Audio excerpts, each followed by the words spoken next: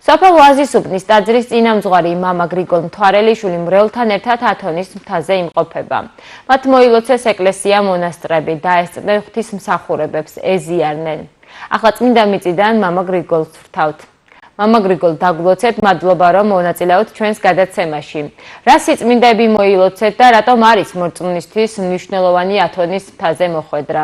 მე მინდა მივესალმო ათენის მთიდან კერძოდ წმინდა გრიგორიოსის მონასტრიდან ჩვენს რაიონს, ჩვენს მოსახლეობას, ჩვენს სულიერ და ხორცერ შვილებს, დებს, ძმებს.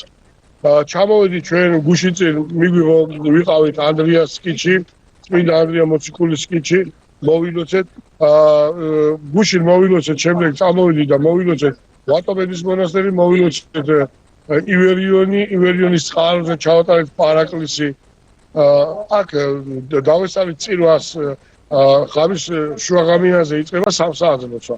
3 საათიდან შემდეგ ცისკარი იწყება და მოების წირვა და დილით საგან 8 საათზე თავდება წირვა, შემდეგ არის ტრაპეზი და შემდეგ უკვე ჩვენ გადავიდით სხვადასხვა მონასტრებში. მოვილოცეთ წმინდა ნიკოლოზის მონასტერი, მოვილოცეთ ვატოპედის მონასტერი, მოვილოცეთ ივერიონში, სადაც მამა გაბრიელმა ქართულმა ბერმა გამოაბრძანა და დააბრძანა. პირველად ხატი და წყარო ამოვიდა, ამ წყაროზე აღვავლეთ პარაკლისი. რა თქმა უნდა, ძირითადად ტაძრებშიც. მოვილოცეთ ასევე ილია თესბიელის სახელობის მონასტერი და აი ახლა დღეს უკვე მოვედი და დავბინავდით წმინდა გრიგორიოსის მონასტერში. ახლა კიდე მოვა გემი და გემით წავალთ. მინდა რომ სიმონ პეტრას მოვილოცოთ. ჯგუფის ნაწილი წევრები წავიდნენ ანასტიკისა და წმინდა პავლეს მოციქულის სინამდვილე ფეხით არის. 14 კილომეტრი და ვისაც შეუძლია 14 კილომეტრი რომ გაევლო, წავიდნენ ფეხით სასწავლო, ერთი ჯგუფი 6 კაცი დავჭით რომ მოვილოცოთ ჩვენ მეორე მონასტრები, ანუ ეტრა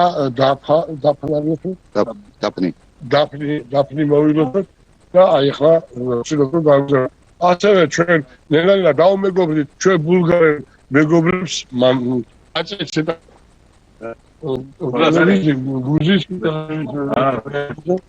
ბულგარსკი აწეც გავიცანი სოფიადან, ბულგარეთი ქალაქ სოფიადან მონასტერში და ჩვენ დავაპატიმრებთ საქართველოში. საქართველოს აქვს მონოცვილი, არის დაყოფილი წეთაში, მამა გაბრიელი მოვილოცოთ. გავკარდინერდები და გეტყვით რომ ჩვენი მამა გაბრიელი დიდი წმინდანი და ერთ-ერთი მნათობი ჩვენი გაბრიელი იტყვოდა ხოლმე ჩემი ათონი, ჩემი იერუსალიმი აქ არის წეთაში, სადაც დავანებულია მარტი უფლისაო. ჩვენ ახლა გავკარდინერდები და დავდივართ. თუ მოუსწრებთ ხანდახან შეცდომა ხოლმე იმ თვითონისა რომ აი ესეთი ჯორებით გადაადგილდებიან, კიდე აი კარგია რომ ურჯანის შეესწრო ძალიან ისეთ ფეხითასწრ აქვს სხვა არაფერი არ მოდის. გემი მოდის და მონასტრები ერთმანეთში ესე გადადგება და პროდუქტი და რაღაც იმას მოაქვს. აი ზეთის ხილი დაბერკეს ახლა და ზეთის ხილი მოაქვს იქიდან ჩამოიტანა. სხვა ვერაფერი ვერ არის. ზოგადად ჯორი. როგორც ვიცით, ყველა მარტო მამაკაცებს შეუძლიათ ხომ ათონის მთაზე მოხვედრა? არა, რა თქმა უნდა, 20 მონასტერია, ხოლმე მამაკაცები არიან და წერ ახლა დაგანახებ ჯორცხენები. ახლა ცხოველებიც კი არ აყავთ გედრობით ისკესის. და ცხოველებიც კი არიან, მხოლოდ ჯორები, ანუ ეს ისკესის თუ არის რა, რომელიც არ მრავლდება. და მამალი მოხარ ყავს, დედალი არაფერი არ აყავ, კატისა და ტურების მეტი. მამა გრიგოლ, რა სიწმინდები არის დავანებული ათონის მთაზე?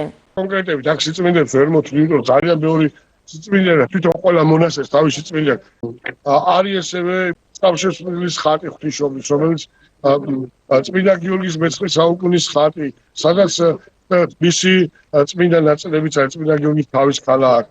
იყო ანდრია პირველწოდებულის წმინდა ნაწილები, წმინდა ანდრიას სკიჩი, ანუ მონასტერში არ არის ძირითადი მონასტერი და თითოეულ მონასტერს აქვს განშტოები, რომელსაც სკიტებს ეძახიან.